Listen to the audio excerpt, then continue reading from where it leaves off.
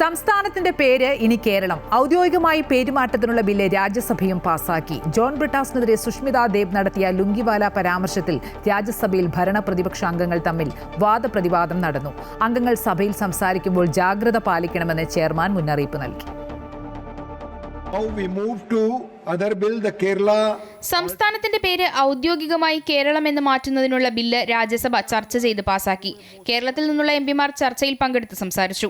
കേരളം എന്ന പേര് സംസ്ഥാനത്തിന് മാത്രമല്ല മുഴുവൻ ഇന്ത്യക്കാർക്കും അഭിമാനകരമാണെന്ന് ചർച്ചയ്ക്ക് മറുപടിയായി ആഭ്യന്തര സഹമന്ത്രി നിത്യാനന്ദ് റായ് പറഞ്ഞു. BJPക്കായി സംസാരിച്ച സുധാംശു ത്രിവേദി അബ്ദുൾ നാസർ മദനിക്ക് വേണ്ടി കേരളം പ്രമേയം പാസാക്കിയിട്ടുണ്ടെന്നും ജിന്നയുടെ ലീഗ് സർക്കാരിന്റെ ഭാഗമാണെന്നും പറഞ്ഞത് പ്രതിപക്ഷ ബഹളത്തിന് കാരണമായി. ഇരുസഭകളും ബിൽ പാസാക്കിയതോടെ രാഷ്ട്രപതിയുടെ അന്തിമാനുമതിക്കായി അയക്കും. രാഷ്ട്രപതി ഒപ്പുവെക്കുന്നതോടെ ഭരണഘടനാ ഭേദഗതി വരുത്തി കേന്ദ്ര സർക്കാർ വിജ്ഞാപനം പുറപ്പെടുവിക്കും. ജോൺ ബ്രിട്ടാസ് MPയെ BJP അംഗം സുഷ്മിത ദേബ് ലുങ്കിവാല എന്ന് വിളിച്ചത് രാജ്യസഭയിൽ ഭരണ പ്രതിപക്ഷ അംഗങ്ങൾ തമ്മിൽ വാദപ്രതിവാദത്തിന് കാരണമായി.